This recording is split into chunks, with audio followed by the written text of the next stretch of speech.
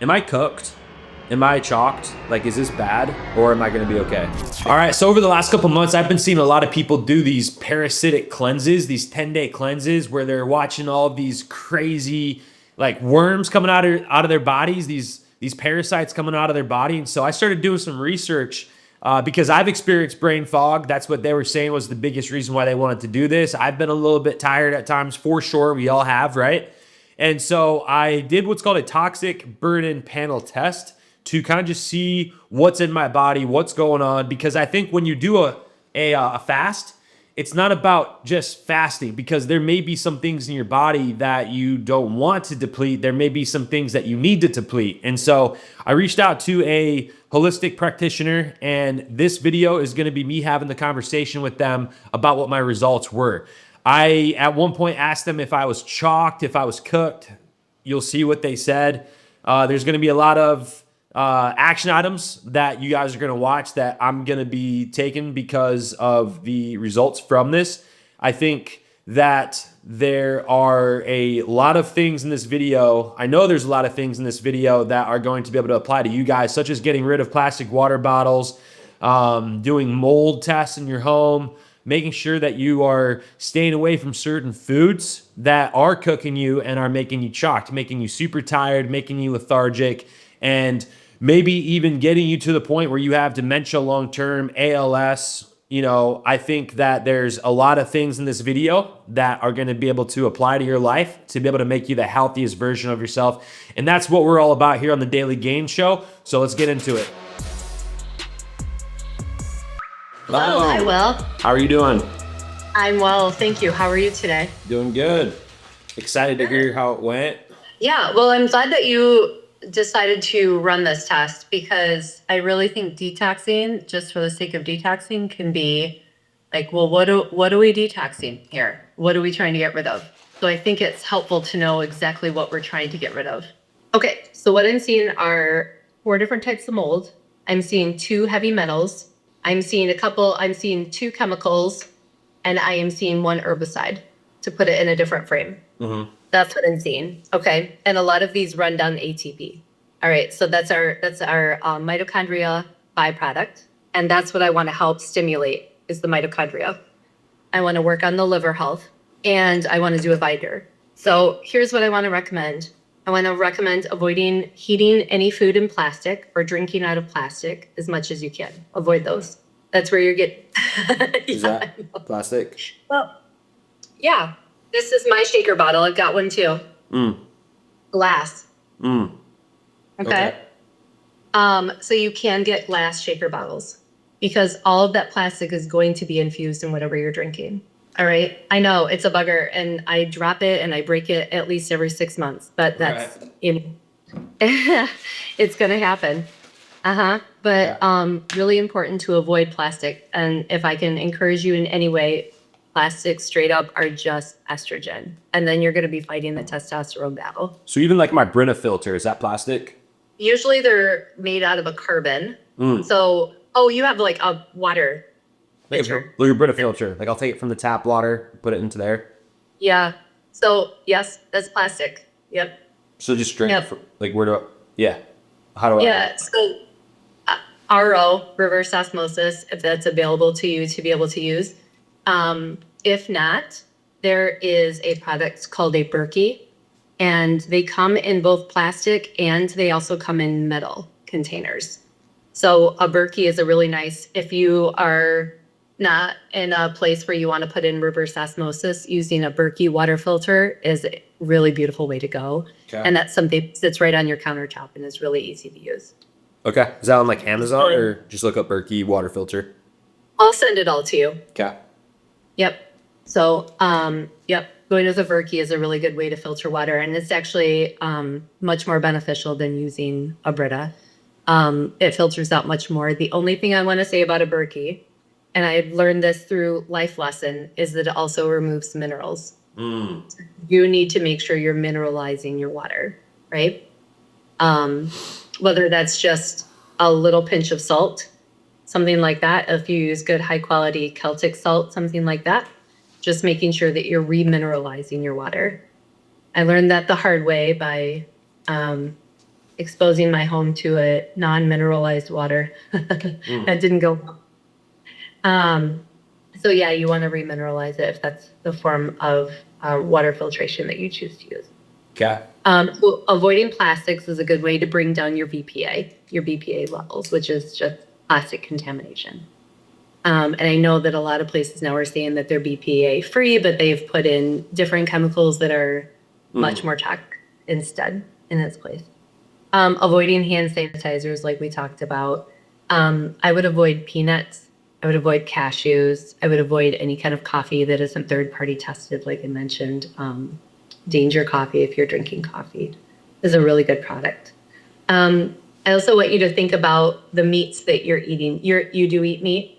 Yeah, just steak, chicken, ground beef. So be thinking about that, because if the animals, and I can tell you after growing up on a farm, animals eat moldy food. It's sitting in a corn crib and then it's fed over to them and it's just sitting out and it's exposed to all the weather, right? It's just stacked on top of each other. So the animals that are grain fed are eating moldy food, and then it's in their tissues, and then we're consuming the tissue. Okay? So looking for grass-fed products is really the best way to go, as much as you can. And that's really going to take down a lot of your source. I'll send you some information if you decide that you want to do some home mold testing, where you can get little petri dishes and check for spores within your living environment. But as far as doing removal of these products from the body, we talked about a binder, and the one that I like is called HMET. And what that stands for is heavy metal environmental toxins. Heavy metal environmental toxins. Yep, HM-ET. And I'll send you information about that. That's a product from a company called Cellcore. Do you take medications? No, but like I mentioned to you, I'm doing peptides right now with the NAD plus. That's for mitochondria reproduction, right? And then I'm doing one that's called BPC 157. That is for body composure, healing ligaments, tendons. And then I'm doing one that's called CJC 1295. And that one's kind of freaking me out because it makes my face flush. And so I might stop doing that one. Yeah, it does do that. How long does the flush last? 30 minutes. Yeah. It's probably the niacin content that goes along. Is that all it is? So it's not a big deal? Well, it's not, but it's uncomfortable. Yeah. But it's not like a problem. Like, it's just you get a little flushed and it's doing its thing with the niacin. You're injecting it? Yeah. I mean, you have to see how that feels for you, really. I would say no. If it's only lasting 30 minutes, then it's okay. Okay. But it's not something I would recommend taking for a particularly long time. Right. Like 2 months, 3 months tops. Yeah. Yeah. And then do you wait like a year again, or do you just like never do it again? Food peptides? I always say, see how you feel. See how you feel. If you need it again, take it again. If you feel, complete and you want to, and you don't need to do it again, don't do it again. BPC is great. Are you injecting it? All three of them. Yeah. Where are you putting the BPC? Just right here. Right around my stomach. Yeah. Is that okay? Yeah. Well, I mean, are you feeling an injury in that area? Oh, with the BPC 157, no. I'll put it in my knee or my hip or like my arm. Yeah, I'm doing it on site. Okay. Yeah. Yeah, but the NAD and the other one I'm doing in the stomach.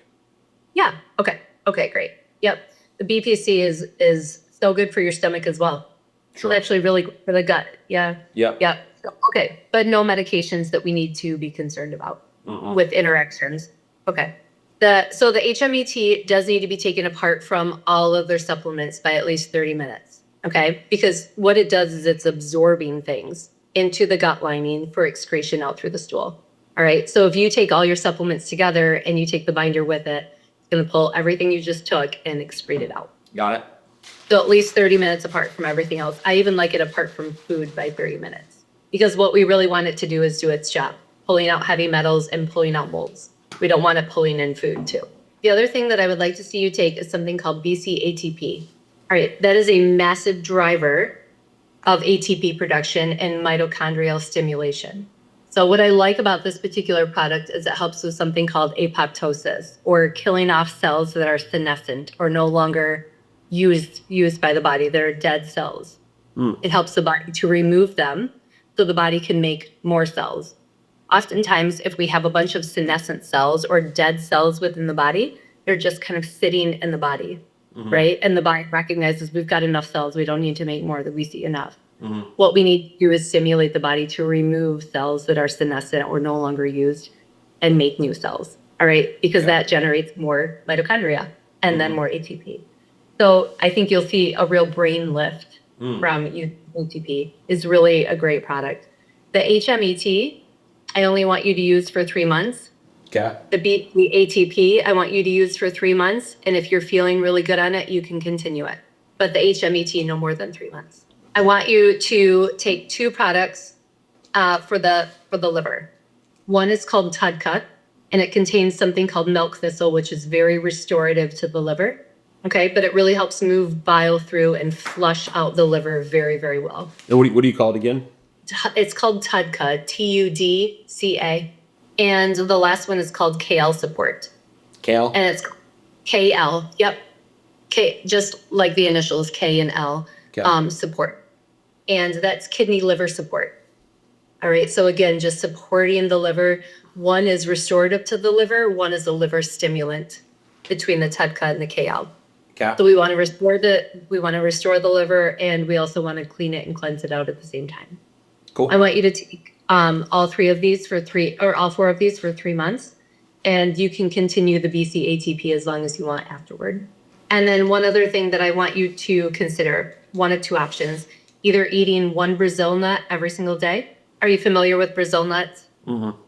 No. They're huge. So when I say 1, they're like a big, huge nut. So if you buy a package of them, it'll last you 2 months, something like that. Or if that feels like I'm not going to do that. I don't like the taste of them or whatever. Taking selenomethionine. The reason I was asking you to take a Brazil nut is because they are incredibly high in selenium. And eat selenium to make glutathione, which is ultimately what I want you to get to between the Tudca, the KL, and the selenium, is to build your own glutathione. Okay. Well, so that you're able to detox these when they come back into your life, because they will. Right? We live in a world where there's mold everywhere. You can go into a restaurant and have it again. So let's get the body turned on where you're able to just bear and cleanse these out on a regular basis. So either taking selenomethionine or 1 Brazil nut a day, but not both. All right? Because we can't overdo selenium just like we can overdo anything. I've never heard of a Brazil nut. Where do you get a Brazil nut from? Is that like on Amazon, or do I just go to the grocery store? Or do you have to buy it somewhere specifically? You can get them at Harvest Health if you have one near you. You can get them at Fresh Time. You can get them Whole Foods. Whole Foods for sure. I order mine from Thrive Market if you have a subscription to Thrive. But a little bag will last you a long time because you only need to eat 1 a day. Okay. But also that's really important for that conversion from estrogen to testosterone too. So actually it's a really important thing for men to take overall. Okay. But one or the other, either take selenium or the Brazil nut, not both. All right, so just to recap, the HMET, the BC ATP, Tudca, and KL, all of those for 3 months. The BC ATP can be ongoing if you choose. I want you to consider testing your home, avoiding plastics, especially heating things in plastic. Avoid hand sanitizers. Think about peanuts, peanut-containing products like peanut butter, corn, and coffee. Eating the grass-fed meats, the Brazil nut or selenomethionine, and the Berkey with remineralization of the water. How does this sound to you?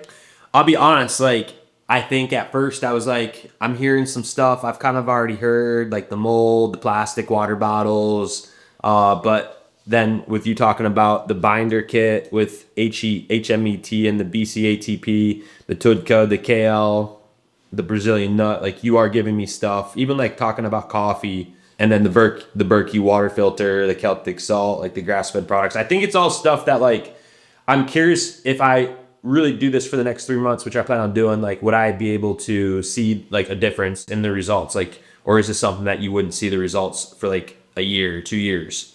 How different would I feel 3 months from now if I'm feeling the fatigue and the brain fog? Would this help with that?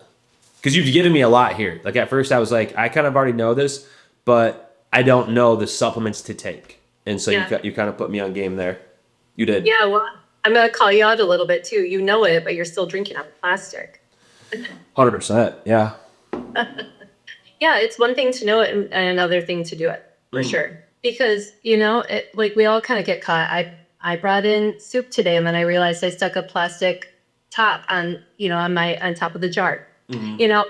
There's just always ways to improve, right? And to be thinking, oh, why did I do that? Next time I know better. You know. So it's not about being perfect. It's about being better than the day before, right? And I think So sometimes people will kind of like freak out, like, oh, I can't do this because then this and that. And like you're saying, like, it's not about being perfect. But if I can like stop doing the plastic water bottles, the right water filter. I mean, I guess like what would you say is like the biggest problems that you can't really like target like one thing, like you got to stop doing this thing. Cause like I was staying in Airbnbs and hotels in Detroit, in Iowa, all last fall and winter. yeah. So like that could have been it, but I don't know. So there's a few things. As far as the mold testing, something that you can do, because you can't help that, right? You're going back into that season again. Is that right? No, Like you're going to do that again? no, Oh, you won't be. no. Okay. Yep. Okay. So definitely testing your home environments. Something that I do that's really simple is I travel a lot, and when I travel, I generally will take something that will kill off any mold spores in any area I'm at. Or if I smell mold in a place, I'm calling the Airbnb person that and I'm like, hey, you've got mold in here, and I'm not staying here. You can smell it. You can smell damp moisture, right, in a place, and like, hey, there's something off here. I smell mildew or mold or something in here. I can't stay here. But there are certainly things that you can do to the environment to help ward off mold spores. The company that I use for mold testing, they make candles that are glass candles, and they kill off mold spores. So you can take that along with you. I generally will travel with one and just burn it in the place that I'm at, and sleep near it and let it burn throughout the night. So there are things that you can do to avoid reintroduction. But if you go down the mold rabbit hole, there's like something called sick building syndrome, where some people will walk into some buildings and they're like, I know there's mold in here because I am sick just from walking through the door. And then they leave, and it takes them a few hours, and then they feel better. Those are usually people that are highly sensitive to mold, right? But yeah, also, I just want to say, this is like, I don't know, I raise animals, and we have a horse and some other animals on our farm.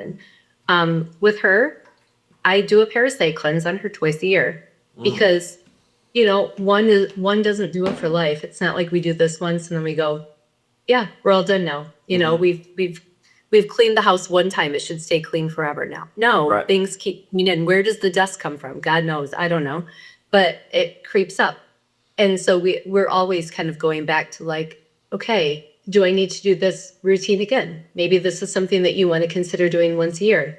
Yeah, it's like a constant coming back to cleansing and coming back to cleansing. And then we go about our lives and we live our life, and then we come back and cleanse again. Very interesting. I think I told you too that around the same time that I did this with you, I did blood work at the doctor too.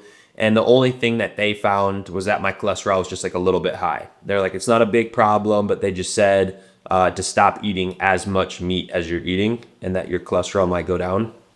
I don't know if that has anything to do with this or if it's just two different kind of. Well, I actually didn't find cholesterol to be such a problem. When we look at the research on what cholesterol actually does, it's the basis of our hormones. So not to go down a whole rabbit hole with you on Western medicine, but the more money that is invested into statins and drugs that bring down cholesterol, the more they bring the cholesterol, the level that is considered within range, they bring it down so that they can sell more statins, right? It's like a cycle. And I actually don't find cholesterol to be particularly problematic. What cholesterol does within the body is it repairs the vascular system. So anytime there's a tear, you can think about a blood vessel, being this like circle. And anytime there's some kind of like a tear in the circle, cholesterol comes and patches it up, right? And what causes the tears are things that are toxic to the body, particularly heavy metals. So when we have somebody that has a cholesterol buildup or a plaque in an artery or something like that, it's because there was a hole in the vessel that the cholesterol is patching up.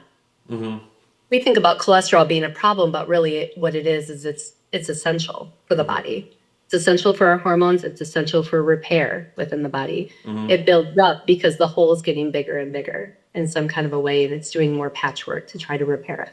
So I don't think cholesterol is something that we need to worry about. I think we need to worry about the underlying toxins that contribute to the cholesterol having to do patchwork. That's my take on it.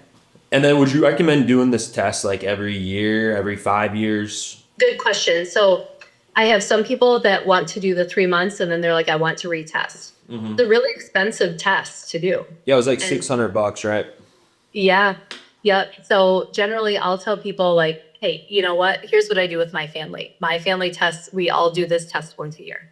You know, all of us. And we're like, okay, where are we at this year? And now what's happening? And how can we make a plan for, you know, each person individually based on their test results for what they were exposed to throughout the year. Yep. And so I think this particular kind of testing is really beneficial to do once a year just to keep checking in with ourselves. What have we been exposed to throughout the past year? How can we bring ourselves back into balance and then move forward?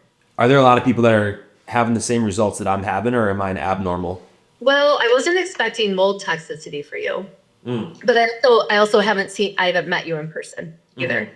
Right? So I don't know you well. I'm not terribly surprised with the mold toxicity. It's more present than it's ever been, to be honest with you. And I think a lot of it has to do with the way that homes are built, like new builds are constructed. I know it has a lot to do with the frequency of 5G has exacerbated the way that mold grows. It proliferates faster under this particular frequency, which is, you know, what it is. But I will say, usually I have people that show up with aflatoxin and ochratoxin, and I'm glad to see that you don't have both.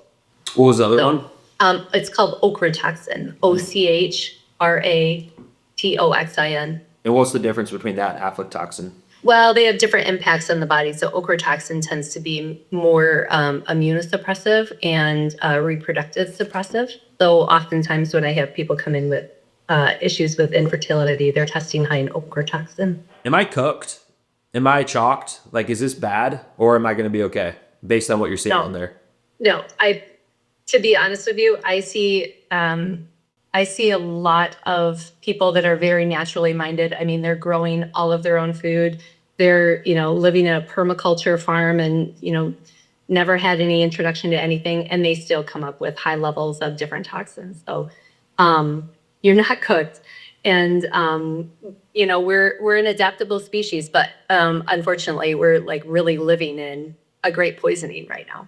No, you're not cooked. You'll be okay. And I'm glad to see you doing this at a young age, because enough people aren't, and then that's when they're in big trouble. You know, the older they get, and then all of this builds up, right? Like you could have this now, and then another exposure to something else, and another, and it's when all of these exposures come together that the body can't clear them, and that's when we start producing disease. I think you're doing the right thing, doing it at the age that you're at. I think this is really wise, and I want to just really push you to keep going. Consider the fact that we don't clean house once a year and call it good. What you're saying is no need to do a whole detox fast for like 7 days, because that's what I originally had reached out to you about. You're saying take this approach and don't go do a full on parasitic fast for 7 days, because that was what I had reached out to you originally about.